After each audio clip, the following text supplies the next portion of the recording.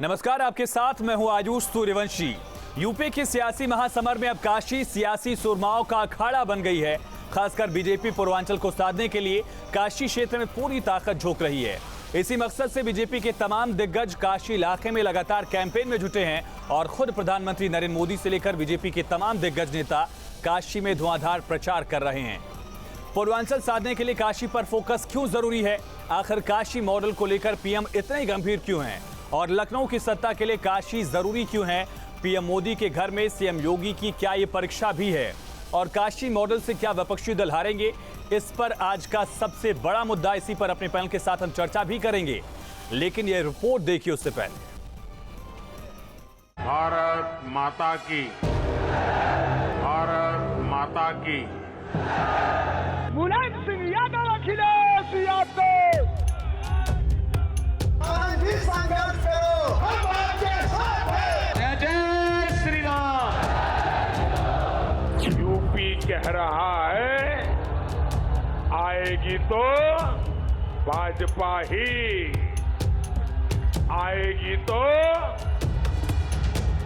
आएंगे तो योगी ही, आएंगे तो आएंगे तो। 7 चरणों में होने वाले उत्तर प्रदेश विधानसभा चुनाव में अब एक महत्वपूर्ण और आखिरी चरण बच गया है। अब सभी पार्टियों का फोकस 7वें चरण के चुनाव पर है। दरअसल पूर्वांचल की जीत की इबारत काशी क्षेत्र से लिखी जानी है और इसी वजह से सभी पार्टियों की नजर काशी क्षेत्र पर है। मिशन 300 प्लस के लिए बीजेपी का सबसे ज्यादा फोकस इसी काशी क्षेत्र पर है। आखिर विकास क्या है? तो जब उनके सामने कोई उत्तर नहीं होता तो वो एक ही बात कहते हैं कि हमने विकास किया है। तो विकास क्या है? तो कहते हैं हमने कब्रिस्तान की बाउंड्री वॉल कराया है।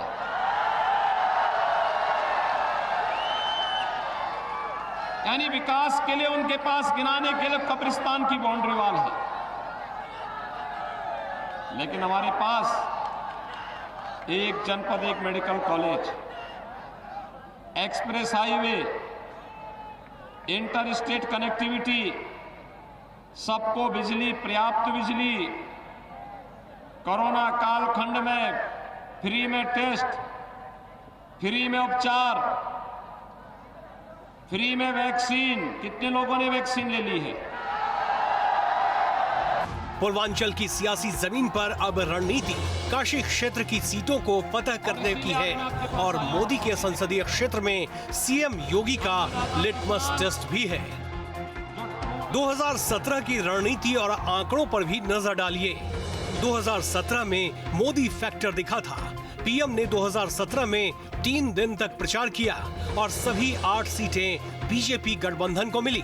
पीएम मोदी ने काशी क्षेत्र को बेस कैंप बनाया था। अभी 7वें चरण की 29 सीटों पर बीजेपी का कब्जा है। सहयोगी दलों को 8 सीटों पर जीत मिली थी। काशी क्षेत्र की 71 में बीजेपी को 65 सीटें मिली थी। कुल मिलाकर बीजेपी ने पूर्वांचल में 100 से ज्यादा सीटें जीती। 10 मार्च को तमाम विपक्षी दलों के नेता जो पिछले 2-3 महीनों से काफी बिलबिला रहे थे, ये सभी विदेश भागते हुए नजर आएंगे या फिर नेपाल और बिहार की तरफ ये लोग रुख करेंगे। आप देखना ये होने वाला है। बीजेपी और समाजवादी पार्टी के बीच की टक्कर में एक नजर काशी क्षेत्र की सियासी तस्वीर पर।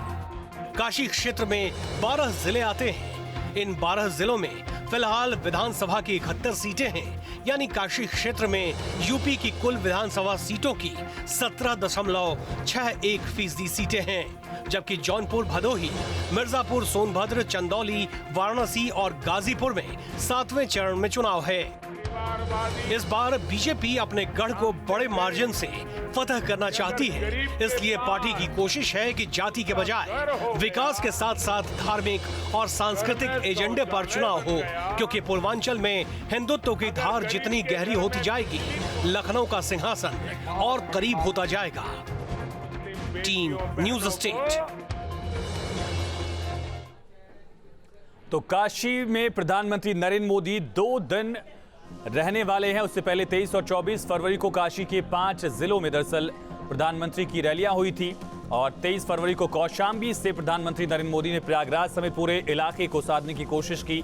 फिर 24 को पूर्वांचल के रण से लेकर प्रधानमंत्री की तरफ से अमेठी में भी रैलियां की गई। तो कितना अहम हो जाता है बीजेपी की जीत के लिए प्रधानमंत्री की शख्सियत, प्रधानमंत्री का चेहरा। और वाराणसी इलाके में अब जब चुनाव पहुंच रहा है 7वें चरण में, बनारस सबसे बड़ा और सबसे अहम जिला जब होगा, उस वक्त प्रधानमंत्री की कोशिशें बीजेपी को कितनी बढ़त दिला पाएंगी, या फिर बाकी नेता जो काशी में अपना डेरा जमाए हुए हैं उनको कितनी बढ़त मिल पाएगी, ये बड़ा सवाल होने वाला है। 4 मार्च को वाराणसी में चुनावी रोड शो के जरिए प्रधानमंत्री बीजेपी प्रत्याशियों के लिए प्रचार करेंगे। वाराणसी के लहुराबीर, मैदागिन चौक से गोदोलिया में रोड शो होगा प्रधानमंत्री का। 3 विधानसभा सीटों से होकर ये प्रधानमंत्री का रोड शो गुजरने वाला है और कैंट उत्तरी और वाराणसी दक्षिण सीट से होकर प्रधानमंत्री का रोड शो गुजर सकता है, जो टेंटेटिव रोड शो के लिए पूरा कार्यक्रम तैयार किया गया है। प्रधानमंत्री काशी विश्वनाथ धाम में पूजा भी करेंगे और 5 मार्च को अगले दिन राजा तालाब और खजूरी में जनसभा प्रधानमंत्री की होगी। ये चुनाव प्रचार का आखिरी दिन होगा। 4 मार्च को यानी कि कल प्रधानमंत्री चुनावी रोड शो करेंगे। 3 विधानसभाओं से होकर प्रधानमंत्री का ये रोड शो गुजरने वाला है। कई बड़े दिग्गज जिनकी साख वाराणसी में दांव पर है, लेकिन क्या 2017 जैसा करिश्मा बीजेपी एक बार फिर से कर दिखाएगी? क्या प्रधानमंत्री मोदी का जो मैजिक था 2017 में जो चला था, उसी तरह से एक बार फिर से बीजेपी करिश्मा कर पाएगी? ये बड़ा सवाल उठता है। और सीधा रुख करेंगे वाराणसी का। काशी भगवान महादेव के त्रिशूल पर बसी काशी, उत्तर प्रदेश का सियासी केंद्र काशी। काशी का माहौल क्या है सुशांत, और काशी वासियों का मूड क्या है, जरा बताइए और दिखाइए भी। देखिए, इस वक्त हम बनारस में हैं। ये बनारस है, देवादिदेव महादेव की नगरी है। अगर शिव पुराण की बात करें तो कहा जाता है काशी तीनों लोकों से न्यारी है और भगवान शिव के त्रिशूल पर बसी है। पर 2014 के बाद से काशी प्रचंड सियासत के रूप में भी जानी जाती रही है। और अब जब अंतिम चरण में उत्तर प्रदेश का चुनाव पहुंच गया है, तो इसी अंतिम चरण में चुनाव है वाराणसी में। ये वो वाराणसी है जहां से देश को प्रधानमंत्री मिला है और काशी को एक ऐसा सांसद मिला है जिसने विकास की एक नई तस्वीर वाराणसी में लिखी है। ऐसे में वाराणसी में चुनाव इसलिए भी महत्वपूर्ण हो जाते हैं कि 2017 में जहां 8 के 8 सीट पर बीजेपी का कब्जा रहा है, और अगर ऐसे में 2022 का चुनाव लेकर आता है, वो इसलिए कि 2017 के बाद जब 2022 में चुनाव हो रहे हैं तो एक बार समाजवादी पार्टी से भुवन जोशी जुड़े हुए हैं, साथ साथ बीजेपी की तरफ से आनंद दुबे जी लगातार हमारे साथ कनेक्ट है। और सीधे आपको लिए चलते हैं काशी से हमारे सहयोगी Rahul Rajput. Rahul sir, over to you.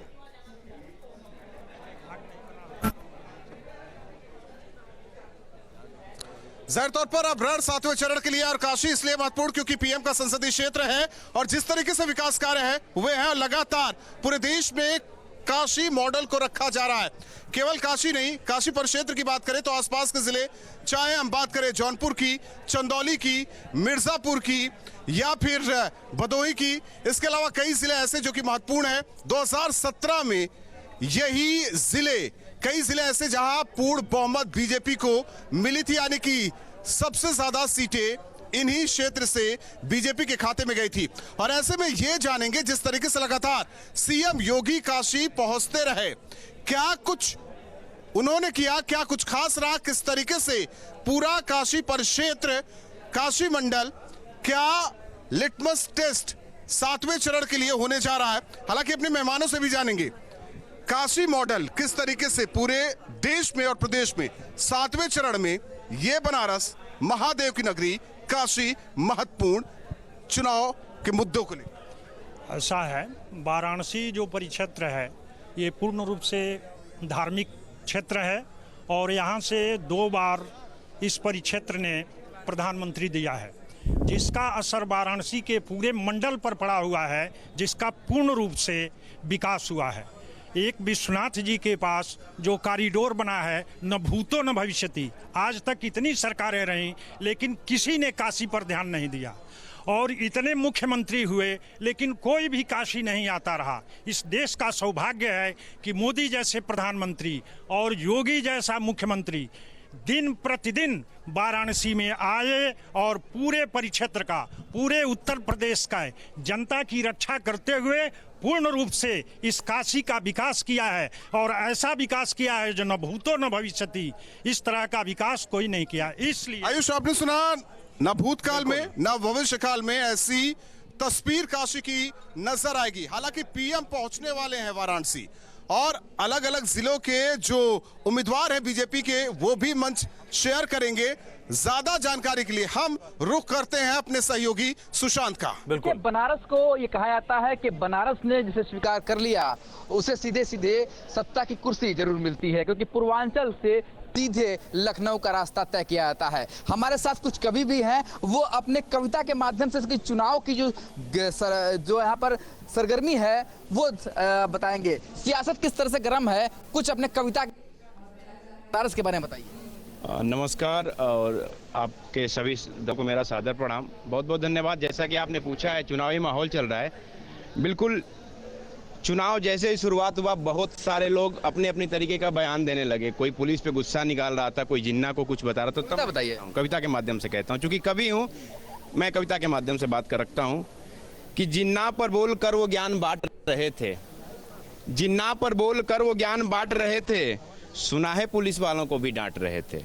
जिन्ना पर बोल कर वो ज्ञान बांट रहे थे, सुना है पुलिस वालों को भी डांट रहे थे। आतंकियों के केस जिसने वापस लिया है, आतंकियों के केस जिसने वापस लिया है, दंगे पलायन सूबे को, दंगे पलायन जैसे सूबे को दिया है। भुवन जोशी जी, काशी की जनता को सुन रहे हैं आप, काशी के मुद्दों को समझ रहे हैं। आखिर कहां है आपके मुद्दे? बेरोजगारी का मुद्दा, कोविड का मुद्दा आप लोग उठा रहे हैं, लेकिन काशी का जो विकास हुआ है, जो काशी का मॉडल है, वहां से वहां की जनता उससे संतुष्ट नजर आ रही है। भुवन जी,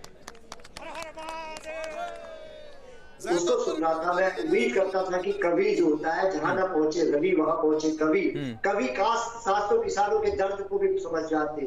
700 किसानों की हत्या भारतीय जनता पार्टी के शासन में हो गई। किसानों में फर्जी मुकदमे इन्होंने लगा लिए और गृह राज्य मंत्री का बेटा सत्ता के अभिमान में किसानों पे थार चढ़ा देता है। इस प्रदेश में उसको देखा है। और मैं कहना चाहता हूँ, तो वही मेरा सवाल भुवन जी वही है कि आखिर जो मुद्दे आप लोग उठा रहे हैं वो क्या बनारस में स्टैंड करता है? एक तरफ बीजेपी कहती है कि काशी मॉडल है, रुद्राक्ष कन्वेंशन सेंटर हमने दिया, काशी विश्वनाथ धाम का डेवलपमेंट कराया, गंगा मैया को बाबा विश्वनाथ के धाम तक हम लेकर गए, वहां पूरा डेवलपमेंट करा दिया है। उसके आगे आप लोगों के मुद्दे क्या स्टैंड करेंगे? काशी में मुद्दे चल जाएंगे आप लोगों के?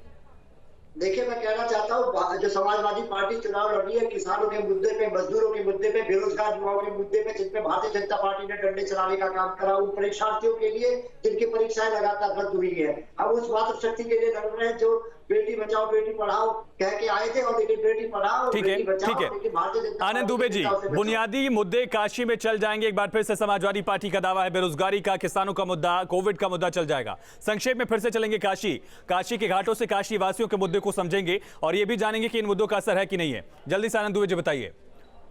देखिए, सबसे पहली चीज है कि बेरोजगारी पे मैं बात कर लेता हूँ। जितना 10 सालों में इन लोगों ने नौकरी नहीं दी, कुल दिया 3,05,000, हमने 5 ही साल में 5.25 लाख नौकरी दे दी। तो पहली चीज ये है। उत्तर प्रदेश में बेरोजगारी दर समाजवादी पार्टी के समय में 17.1% थी, आज 4.2% है। तो ये है। दूसरी चीज, बनारस की सुन लीजिए, बनारस में मैं आपको बता दूं, इनके समय में क्या था, बिजली नहीं आती थी।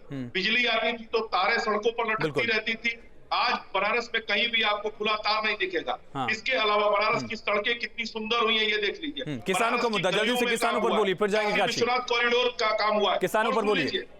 सुन लीजिए, ठीक है। राहुल राजपूत का रुख करते हैं काशी से, काशी के घाटों से लगातार अभी लाइव बुलेटिन कर रहे हैं। राहुल, इन मुद्दों का असर जमीन पर कितना है? अगर आप सुनते नहीं है किसी की तो आपके अंदर मित्रों साहेब बैठा है। एक बार आयुष अपना सवाल दोबारा दोहराइए। राहुल, लगातार समाजवादी पार्टी कह रही कि बेरोजगारी का मुद्दा, कोविड का मुद्दा, साथ साथ किसानों का मुद्दा, इन मुद्दों पर हम चुनाव लड़ रहे हैं। बड़ा अच्छा सा गाना गा के काशीवासी बता रहे थे आखिर उनके मुद्दे क्या हैं।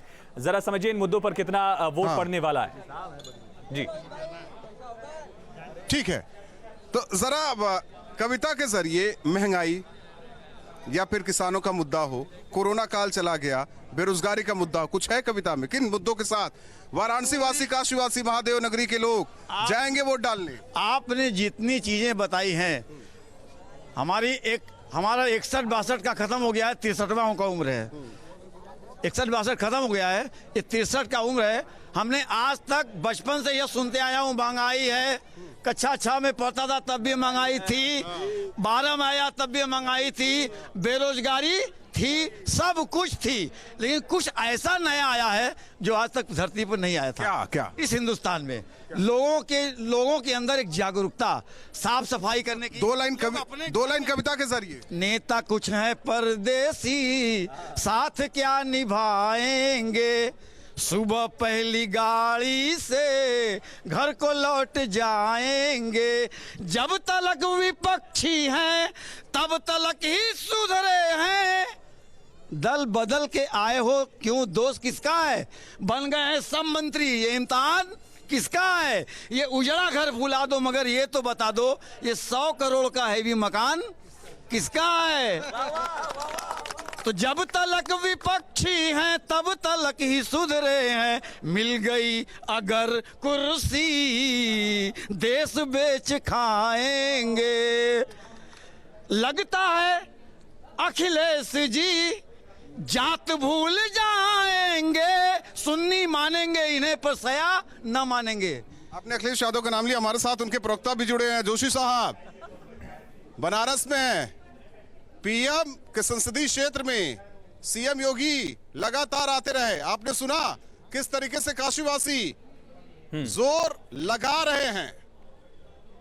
देखिए, मैं कहना चाहता हूँ ये बड़ी विडंबना है कि अखिलेश यादव जी जो इस पुत्र है उत्तर प्रदेश के, और आज उत्तर प्रदेश का भविष्य तय करने के लिए गुजरात के और हिमाचल प्रदेश के लोगों की आवश्यकता भारतीय जनता पार्टी को पड़ी है, क्योंकि योगी जी हर मोर्चे में फेल हो चुके हैं। और मैं पूछना चाहता हूँ, ये कौन सा तहजीब है कि एक ओबीसी के घर को आप गंगा स्नान कराने का काम करते हैं। ये भारत का कौन सा उदय है, ये भारत कौन सी दिशा में जा रहा है, उत्तर प्रदेश को कौन सी दिशा में ले जाना चाहते हैं। मैं पूछना चाहता हूँ भारतीय जनता पार्टी से, हमारे नेता अखिलेश यादव जी के मकान को योगी बाबा जी ने जब धुलवाया तो क्या किस देश को संदेश देना चाहते हैं, क्या ये बात बताना चाहते हैं, किस तरह उत्तर प्रदेश को ले जाना चाहते हैं, मैं पूछना चाहता हूँ भारतीय जनता पार्टी। चलिए ठीक है, अंशु अवस्थी जी भी कांग्रेस के साथ हमारे साथ लगातार कांग्रेस की तरफ से जुड़ गए हैं। अंशु जी, काशी मॉडल की चर्चा बीजेपी लगातार कर रही है, काशी में घाटों की स्वच्छता का जिक्र किया जा रहा है, काशीवासी जागरूक हो रहे हैं, खुद उनकी तरफ से कहा जा रहा है। इन मुद्दों में कांग्रेस अपने मुद्दे कहां ढूंढ रही है?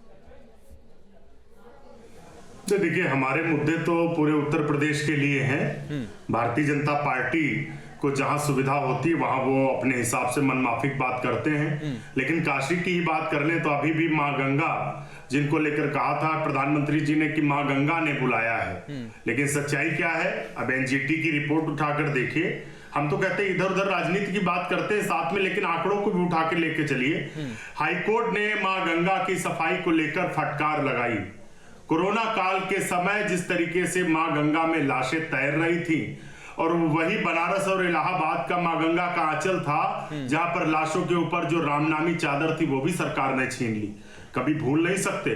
उत्तर प्रदेश के बाद सबसे ज्यादा अगर कोविड का इफेक्ट प्रभाव था तो वो बनारस में था। ऐसा कोई बनारस का घर नहीं होगा जिसने अपना नजदीकी रिश्तेदार मित्र इष्ट खोया ना हो। प्रधानमंत्री जी उस समय तो नहीं आए, उनका संसदीय क्षेत्र था, वो देश के प्रधानमंत्री उत्तर प्रदेश सफल हो पाई है, भी नहीं आए। ये जानना बेहद जरूरी है। आयुष, आवाज आ रही है आपको? बिल्कुल बिल्कुल, राहुल बोलिए जी। कांग्रेस के मुद्दों का असर क्या दिख रहा है? जिस तरीके से प्रवक्ता साहब सवाल उठा रहे हैं, बिल्कुल बिल्कुल, मां गंगा को लेकर अप्रैल हुई गंगा, देखिए काशीवासी से ही जानते हैं मां गंगा ने बुलाया है, साफ हो पाई, मुद्दा विपक्षी दल उठा रहे हैं। देखिए, जहां तक मैं देखता हूं, भारत के एक ऐतिहासिक धरोहर को अगर एक स्थान दिलाया है तो माननीय मुख्यमंत्री योगी गंगा जी के बारे में बात। गंगा जी आज देख रहे हैं कितने लोग चाय दुकान यहीं पर बेच रहे हैं, सब लोग चाय पी के, और रोजगार चल रही है, बहुत बढ़िया चल रही है। गंगा ऐतिहासिक इतनी अच्छी सफाई, साफ हो पाई मां गंगा, साफ हो पाई बहुत अच्छे से, और आप देख सकते हैं साफ हो पाई बहुत ज्यादा। और 2014 के बाद से आप देख सकते हैं कि ये जो माहौल बदला है, यहाँ का पूरा माहौल कितना अच्छा हो गया है, रोजगार भी बढ़ा लोगों का। 200 कम से कम वेंडर यहाँ पर नींबू चाय बेच रहे हैं और सुंदरता बढ़ गई है पूरी, दिख रहा है जबरदस्त आपको। नाभिक से पूछे, मैं नाभिक हूँ, मैं बनारस में जानता हूँ कि ऐतिहासिक सफाई हुई है, ऐतिहासिक सफाई हुई है, कभी इतना सफाई होती नहीं थी। हर घाटों पे कुंटल कुंटल भर कूड़ा होता था। आदरणीय मोदी जी जब से आए हैं ऐतिहासिक सफाई हो रहा है। घाट के साथ साथ नदियों के, गंगा माँ के अंदर सफाई हो रहा है। विपक्ष के लोगों को दिखाई नहीं देता, ये गलत संदेश देते हैं, लेकिन कार्य जो हकीकत है हकीकत को सारे लोग जानते हैं। आपने सुना माझी जो गंगा में नाव चलाते हैं, उनका क्या कुछ कहना है? बिल्कुल बिल्कुल राहुल, विपक्षी दल और सवाल उठा रहे हैं, यहाँ के स्थानीय लोग उसे बता रहे हैं। बिल्कुल, ये मुद्दे आखिर और कितना चुनाव तक बढ़ने वाले हैं, इनका असर कितना बढ़ने वाला है। लगातार काशी से ये लाइव बुलेटिन चल रहा है और हमारे साथ खास मेहमान भी अलग अलग पार्टियों के जुड़े हुए हैं। सुशांत हमारे साथ लगातार कनेक्ट है, राहुल लगातार बने हुए हैं। एक छोटे से ब्रेक के लिए जाएंगे, लेकिन उससे पहले आखिरी कमेंट भुवन जोशी जी आपका, इन मुद्दों को किस तरह से आप देख रहे हैं और प्रधानमंत्री का अगर संसदीय क्षेत्र वहां सेंध लगा पाएंगे आप लोग, उम्मीद है क्या? देखिए, निश्चित तौर पे प्रधानमंत्री जी अपने बनारस को भी नहीं बचा पाएंगे। इसके पीछे कारण है कि 3-4 दिन का समय उनको बनारस में देना पड़ रहा है। इससे पता चलता है कि प्रधानमंत्री जी बनारस में और बाबा जी अपने गोरखनाथ में, गोरखपुर में आनंद दुबे जी क्षेत्रों को नहीं बचा पा रहे। आनंद दुबे जी, इसके पीछे गढ़ है आप लोगों का नहीं बचेगा, समाजवादी पार्टी कह रही है। जमीन पर मुद्दे अलग है, विपक्ष के मुद्दे अलग है, बताइए। आयुष, मुझे कुछ बताने की जरूरत नहीं है। राहुल राजपूत को मैं सुन रहा हूँ और बनारस की जनता को सुन रहा हूँ। एक आदमी भी वहां नहीं मिला है जो समाजवादी पार्टी के बारे में बात भी करने को तैयार हो और ये कह रहे हैं कि गढ़ हमें बचाना है। अरे भैया, पहले कराल बचा लीजिए, अपनी नाक बचा लीजिए। और जो कह रहे थे कि अखिलेश यादव इस धरती के पुत्र है, अरे धरती पुत्र मुलायम थे, अखिलेश तो ट्विटर पुत्र है, ट्विटर पुत्र।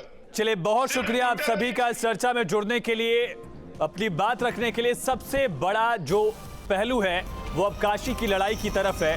7वां चरण यूपी के चुनाव का और उसमें सबसे बड़ा इलाका काशी का, जहां से सबसे बड़े नेता बीजेपी के खुद प्रधानमंत्री नरेंद्र मोदी लगातार प्रचार करने वाले हैं। इसका असर कितना दिखेगा 2017 के आंकड़े को, क्या बीजेपी बरकरार रख पाएगी या बदले हुए समीकरणों के साथ, बदले हुए जातिगत गोलीबंदी और पार्टियों के पाले बदलने की वजह से यहाँ पर आंकड़े भी बदल पाएंगे, ये देखेंगे हम। एक छोटे से ब्रेक के लिए यहाँ पर रुकते हैं।